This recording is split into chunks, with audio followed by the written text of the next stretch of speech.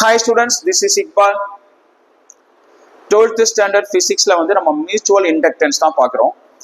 இந்த mutual inductance வந்து state போர்டில் 4th சாப்டர்ல வரும், சிபிஎஸ்சியில் 6th சாப்டர்ல வரும். ரொம்ப இம்பார்ட்டன்ட் கான்செப்ட் இது. ஸ்டேட் போர்டுக்கு ரொம்ப ரொம்ப இம்பார்ட்டன்ட் 5 மார்க்ஸ், சரியா? ஸோ என்ன அப்படின்னா, ஃபர்ஸ்ட் மியூச்சுவல் இண்டக்டன்ஸ்னா என்ன அப்படின்னா, ஒரு காயில்ல கரண்ட் ஃப்ளோ ஆகும்போது அது டயத்தை பொறுத்து சேஞ்ச் ஆனிச்சுன்னா நெய்பரிங் காயில்ல கரண்ட் ப்ரொடியூஸ் ஆகும், அவ்வளவுதான். இதுக்கு பேர் தான் mutual inductance. when an electric current passing through the coil 1 இல்ல one coil, ஓகேவா, changes with time, டயத்தை பொறுத்து அது வேரி ஆயிட்டே போனுச்சுன்னா, and current produced in another coil இல்லனா neighboring coil, சோ அதுக்கு பேர் தான் என்ன சொல்றது, இந்த பினோமினானுக்கு பேரு தான் மியூச்சுவல் இண்டக்டன்ஸ். அதை ஃபர்ஸ்ட் நீங்க எழுதுறீங்க. சரி, நான் என்ன பண்றேன், 2 காயில் எடுத்துக்கிறேன். ஃபர்ஸ்ட் காயில்ல வந்து நம்பர் ஆஃப் டர்ன் வந்து N1 எடுத்துக்கிறேன். அது வழியா போற கரண்ட் வந்து I1. செகண்ட் காயில் இருக்கு, அதுல நம்பர் ஆஃப் டர்ன் வந்து N2 எடுத்துக்கிறேன். சோ வேற எதுவும் வேணாம், அப்போதைக்கு இருக்கட்டும். சரி, இப்போ செகண்ட் காயில தான் ஃப்ளக்ஸ் வந்து சேஞ்ச் ஆகுது, ஓகேவா? அந்த ஃப்ளக்ஸ் எப்படி சேஞ்ச் ஆகுது அப்படின்னா, 5 ஃப்ளக்ஸ்னா 5 எடுத்துப்போம், 2 1, அதாவது flux change in 2 with respect to 1 due to coil 1. புரியுதா? எதனால சேஞ்ச் ஆனிச்சு? directly proportional to the current passing through in the first coil. அப்போ ஃபர்ஸ்ட் காயில்ல கரண்ட் போறனால, அது வேரி ஆறனால இங்க flux வந்து சேஞ்ச் ஆகுது. அப்போ 5 to 1 is directly proportional to I1. அது மேக்னெட்டிக் ஃப்ளக்ஸ் இதுல சேஞ்ச் ஆனது இந்த கரண்ட்டுக்கு டைரக்ட்லி ப்ரொபோர்ஷனலா இருக்கு. ஏன்னா இங்க கரண்ட் ஃப்ளோ ஆகுது. Okay, 5 to 1 directly proportional to I1. இப்போ நம்ம 5ன்னு போட்டோம்னா வெறும் இந்த ஒரு டர்ன் தான், ஒரு ரிங்குக்கு மட்டும் தான் வரும். ஆனா எத்தனை டர்ன்ஸ் இருக்கு? n நம்பர் ஆஃப் டர்ன்ஸ் இருக்கனால இதை நான் n ஆல மல்டிப்ளை பண்ணும். பட் இங்க என்னங்கிறது என்னங்க? N2, சரியா? நம்பர் ஆஃப் டர்ன்ஸ் வந்து N2. அப்ப நம்ம இங்க N2 போட்டுக்கலாம், ஓகேவா? சரி, இப்போ N2 5 to 1 இந்த டைரக்ட்லி ப்ரொபோர்ஷனல் தூக்கிட்டு நான் போட்டேன்னா ஒரு கான்ஸ்டன்ட் நம்ம சொல்லணும். இண்டக்டன்ஸ்னா L தான் வரும், காயில் தானே, இண்டக்டன்ஸ் L போடலாம். பட் இங்க மியூச்சுவல் இண்டக்டன்ஸ்னால நம்ம M போட போறோம், M. ஓகே, பட் எங்க இந்த கான்ஸ்டன்ட்? காயில் 2ல உள்ள ஃப்ளக்ஸ் சேஞ்ச் தானே. அப்ப என்ன பண்ணும்? M21 ன்னு பண்ணும். Coil 2 due to current in the coil 1, அப்போ M21. நம்ம என்ன கண்டுபிடிக்கணும்? M21 தான் கண்டுபிடிக்கணும். அப்போ N2 5 to 1 இது அப்படியே வச்சுக்கோ. N2 5 to 1. இந்த I1 இது சரி போனா என்ன ஆயிரும்? டிவைட் ஆயிரும். சரி, இப்போ கீழே ஒன்னு எழுதணும். என்னன்னா, இந்த கரண்ட் ஃபர்ஸ்ட் காயில்ல போற அந்த கரண்ட் வந்து 1 ஆம்பியர்னு எடுத்துக்கிட்டா, இந்த ஃப்ளக்ஸ் லிங்கேஜ் இருக்குல்ல, இதை வந்து 1 Weber turn, number of turn வந்து டர்ன், 1 வெபர் டர்னா எடுத்துக்கிட்டா மேலேயும் 1 கீழே 1 வரும். 1/1 ஆன்சர் என்ன வரும்? 1 தான் வரும். அப்ப M21 வந்து 1 ஹென்ரியா இருக்கும், ஓகேவா? அப்படின்னு அதுல கீழே போட்டிருப்பாங்க. ஸோ அப்பதான் ஈக்குவல்னு சொல்ல முடியும், ஓகேவா? சரி, இது அப்படியே இருக்கட்டும். ஸோ இங்க கரண்ட் அப்படின்னா என்ன அர்த்தம்? இங்க இஎம்எஃப் ப்ரொடியூஸ் ஆனதான் கரண்ட் ஃப்ளோ ஆகும், அப்படிதானே? இப்போ இதனால இங்க ஃப்ளக்ஸ் சேஞ்ச் ஆகி இங்க இஎம்எஃப் வந்து ப்ரொடியூஸ் ஆகுது, அதனாலதான் கரண்ட் ஃப்ளோ ஆகும். அந்த இஎம்எஃப் எப்படி இருக்கும்? ஃபாரடேஸ் லா அண்ட் லென்ஸ் லா ரெண்டையும் பார்ப்போம். அந்த இஎம்எஃப் என்னைக்குமே the rate of change of flux தான் இருக்கும். அப்போ இங்க ஃப்ளக்ஸ் லிங்கேஜ் தான் முக்கியம். N2 5 to 1 அதுக்கு ரேட் ஆஃப் சேஞ்ச் இப்படிதான் இருக்கும். ஆனா லென்ஸ் என்ன சொல்லுதுன்னா, இது நன்றி கிட்டது அப்படின்னு சொல்றாரு. இந்த இஎம்எஃப் வந்து எப்பவுமே அதோட காஸ், இதனால இது சேஞ்ச் ஆகிறதுனால நடக்குது, அதுக்கு எகென்ஸ்டா இருக்கும், மைனஸ் போட்டுக்கணும். புரியுதா? அதோடைய காசுக்கு எப்பவுமே ஆப்போஸ் பண்ணும் அப்படின்னு போட்டிருக்காங்க, ஓகே? அப்ப சைட் 2 இங்க மைனஸ் போட்டுக்கிறேன், ரைட்?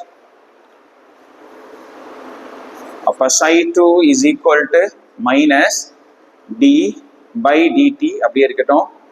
N2 5 to 1 நம்ம என்ன கண்டுபிடிச்சிருக்கோம்? M21 I1, M21 I1 கண்டுபிடிச்சிருக்கோம். ஸோ M21 அப்படின்றது இங்க வந்து என்னன்னா கான்ஸ்டன்ட், அதை வெளியில எடுத்துக்கலாம். அப்ப psi2 is equal to minus M21 which என்ன இருக்குங்க di1 by dt.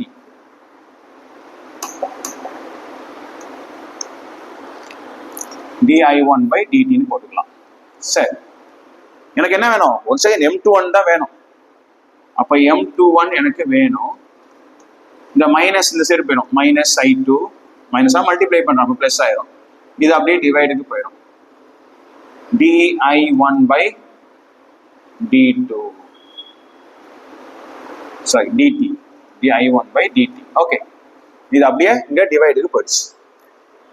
இப்போ என்ன சொல்ல போறேன் அப்படின்னா, இந்த rate of flow of current இருக்குல்ல, அது 1 ஆம்பியர் பர் செகண்ட். 1 ஆம்பியர் கீழே என்ன இருக்கு, டைம் இருக்கு, அப்ப பர் செகண்ட். அப்ப எப்படி வரும்? di1 dt வந்து 1 ampere per second, s minus 1, as minus 1 போடும். சரியா? இருந்து இது 1 வோல்ட்டா இருந்துச்சுன்னா மேல இங்கே என்ன வரும்? டிவைட் பண்ணோம்னா -1. மைனஸ்ங்கிறது ஆப்போஸ் பண்றது தான். ஓகே, மைனஸ் அப்படின்றோம். அப்போ 1 ஹென்ரி அப்படின்னு வரும், மைண்ட்ல வச்சு 1 ஹென்ரின்னு வரும். ஸோ இது அப்படியே இருக்கட்டும். இது நம்ம இது வரைக்கும் படிச்சது ஃபுல்லா காயில் 1ல I1ங்கிற கரண்ட் ஃப்ளோ ஆறனால காயில் 2ல எப்படி என்ன ஆனிச்சு அப்படின்னு தான் படிச்சிருக்கோம். ஓகே, அதுல உள்ள மியூச்சுவல் இண்டக்டன்ஸ். இப்ப அப்படி தலைக்கலாம். இப்ப என்ன பண்ண போறேன், இதுல கரண்ட் வந்து I2 ஃப்ளோ ஆகுதுன்னு வச்சுக்கோம். இது வழியா I2, இங்க கரண்ட்லாம் இல்லை. இப்போ இதுதான் பேட்டரி கனெக்ட் பண்ணிருக்கோம், இது பேட்டரி 2H. அப்ப என்ன ஆகும்? இதுல இது மேக்னெட்டா மாறும். அப்ப இதுல ஃப்ளக்ஸ் சேஞ்ச் ஆகும். அது அப்படியே மாத்துங்க, 512 வரும், 512. The magnetic flux coil 1 due to coil 2. So அது directly proportional to எதுக்கு ஈக்குவலா இருக்கும்? இந்த கரண்ட்டுக்கு directly proportional இருக்கும், I2. பட் இங்க நம்பர் ஆஃப் டர்ன் வந்து என்ன? N1. இந்த பாருங்க, 2 எல்லாம் 1 மாறிடும், 1 எல்லாம் 2 மாறிடும், N1. கிளியர்? சோ அதே மாதிரி ஈக்குவல் டு போடுறேன். போட்டா என்ன பண்ணும்? ஒரு கான்ஸ்டன்ட். அப்ப N1 512 is equal to M12 I2. பாருங்க, 21க்கு பதிலா M12. நான் மியூச்சுவல் இண்டக்டன்ஸ் இங்க தான் பாக்குறோம் இப்போ. சரியா? ஓகே. சோ எனக்கு என்ன வேணும்? M12 தான் வேணும். அப்போ N1 512 by I2. சோ இங்க பாருங்க, இங்க M21க்கு N2 521 I1. நான் என்ன சொன்னேன்? இது 1 ஆம்பியரா இருந்து இது 1 வெபர் டர்னா இருந்துச்சுன்னா அதோட வேல்யூ 1 ஹென்ரி கிடைக்குன்னு சொன்னேன். அதுதான் இங்கேயும் இந்த கரண்ட் 1 ஆம்பியர் இதுவும் 1 இருந்துச்சுன்னா 1/1 ஹென்ரி ஈக்குவலா இருக்கா? சோ இதோட முடிஞ்சிச்சு. பட் உங்க புக்ல இது போட்டுருக்கோம், இதையும் சேர்த்து போடுறேன். இப்போ இதனால இங்க EMF வந்து ப்ரொடியூஸ் ஆகும். அது பேர் என்ன? psi1. EMF எப்படி இருக்கும்? the rate of change of flux linkage. Flux linkage வந்து இங்க இருக்கு, N1 இந்த 521. அப்ப d by dt flux linkage வந்து N1 512. எப்பவுமே லென்ஸ்ல என்ன சொல்லுது? ஆப்போசிட். இது வந்து psi வந்து எப்பவுமே EMF வந்து அதோட காசுக்கு ஆப்போசிட்ல தான் இருக்கும். சரியா? ஆப்போஸ் பண்ணும். ஓகே, இப்போ N1 512க்கு பதிலா நம்ம என்ன பண்ண போறோம்? M12 I2 போட போறேன்.